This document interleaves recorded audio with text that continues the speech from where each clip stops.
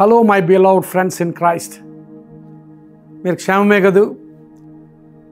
ఈ hope for today సందేశాల ద్వారా మీరు ఆశీర్వదించబడుతున్నారని విని దేవునికి స్తుతులు చెల్లిస్తూ ఈరోజు ఈ హోప్ ఫర్ టుడే సందేశంలోనికి మిమ్మల్ని ప్రేమపూర్వకంగా ఆహ్వానిస్తూ ఉన్నాను.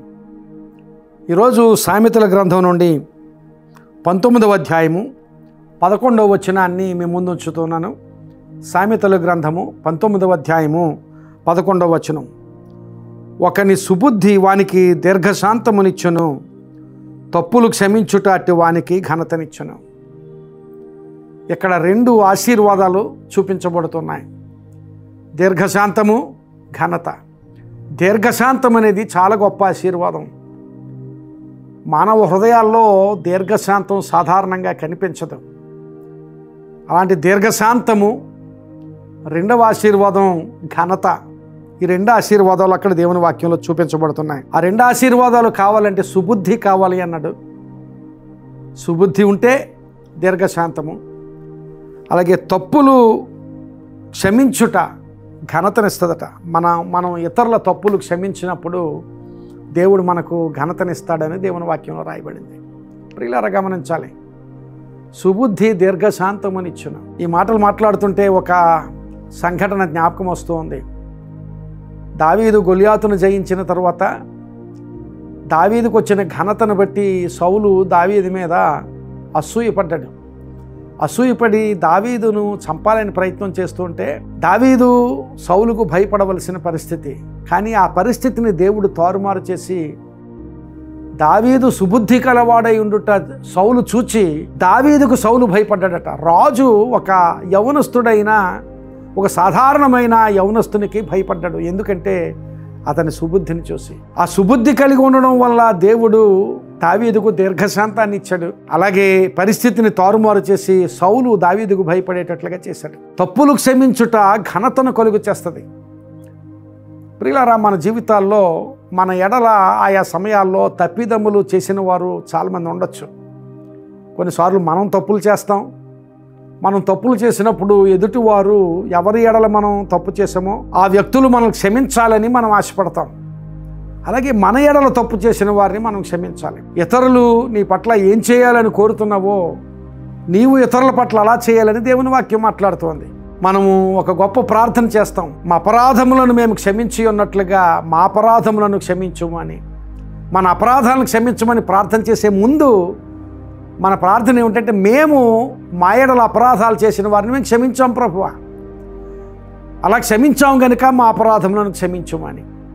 ముందుగా ప్రార్థన చేసే ముందు మనము మన ఎడల అపరాధములు చేసిన వారిని క్షమించినప్పుడు దేవుడు మన అపరాధాలను క్షమిస్తాడు, మనకు ఘనతనిస్తాడని దేవుని వాక్యంలో రాయబడింది. అలాంటి ఘనత కావాలంటే ఇతరుల అపరాధములను మనం క్షమించాలి. యేసుక్రీస్తు ప్రభువు కూడా ఒక గొప్ప ఉపమానాన్ని చెప్పారు. మత్తయి సువార్త 18వ అధ్యాయంలో ఒక రాజు ఒక వ్యక్తికి, ఒక దాసునికి 10,000 తలాంతులు అప్పు ఇచ్చాడట. సరే, అప్పు తీర్చవలసిన సమయానికి రాజు అతన్ని పిలిస్తే, అయ్యా, నా పరిస్థితి తీర్చగలిగినంత పరిస్థితి కాదు, క్షమించమని అడిగితే ఆ అప్పును ఆ రాజు కొట్టివేశాడు. ఈ క్షమించబడిన వ్యక్తి మరొకరికి ఒక 100 తలాంతులు అప్పిచ్చాడట.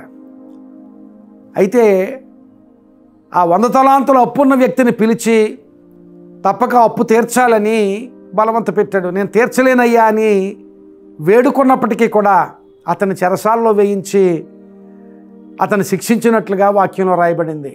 అప్పుడు రాజు ఆ 100 తలాంతులు ఇచ్చి అతన్ని శిక్షించిన అతన్ని పిలిచి, నా దగ్గర నీకు అప్పు ఉన్నప్పుడు నేను క్షమించాను, నీ దగ్గర అప్పు చేసిన వాడిని నువ్వు క్షమించలేకపోయావని చెప్పి ఆ రాజుకు ఆయన అచ్చి ఉన్నదంతా కూడా తిరిగి ఇవ్వాలని ఆజ్ఞ జారీ చేశాడు. ఇక్కడ గమనించవలసింది ఏంటంటే, దేవుడు మన అపరాధములను క్షమించాలని కోరుతున్నప్పుడు మనము ఇతరుల అపరాధాలను క్షమించాలి. ఈరోజు ఒక నిర్ణయం చేసుకుందాం. ఒకవేళ ఎవరైనా నీ ఎడలు తప్పు చేస్తే ఆ తప్పును క్షమించగలిగే స్థితి కోసం ప్రార్థన చేయి. ప్రభువా, ఫలానా వ్యక్తి నా పట్ల పొరపాటు చేశాడు, లేక పొరపాటు చేసింది, నేను క్షమించాలని ఆశ ఉంది ప్రభు, క్షమించగలిగే హృదయం నాకు దయచేయి ప్రభు అని ప్రార్థన చేయి. తప్పక దేవుడు నీకు క్షమించే హృదయాన్ని దయచేస్తాడు. అలా క్షమించినప్పుడు దేవుడు నిన్ను ఆశీర్వదిస్తాడు. అలాగే నువ్వు క్షమించినప్పుడు నీకు ఘనత కలుగుతుందని దేవుని వాక్యంలో రాయబడింది.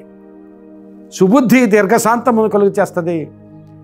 అలాగే ఇతరులను నీవు క్షమించినప్పుడు దేవుడు నీకు ఘనతనిస్తాడని. నీవు ఘనమైన స్థితిలో, ఆశీర్వదించబడిన స్థితిలో, జయము పొందిన స్థితిలో నీవు ఉండాలంటే, అలాంటి జయకరమైన జీవితం, ఆశీర్వాదకరమైన జీవితం, ఘనత పొందుకునే జీవితం నీకు కావాలి అంటే క్షమించడం నేర్చుకొని అలాంటి క్షమాపణ హృదయంతో దేవుని సన్నిధిలో నిలవబడి నీవు నీ అవసరతలు దేవుని సన్నిధిలో ఉంచినప్పుడు నీ అవసరతలు తీరుస్తాడు, నీకు జయం ఇస్తాడు, నీకు ఆశీర్వాదం ఇస్తాడు.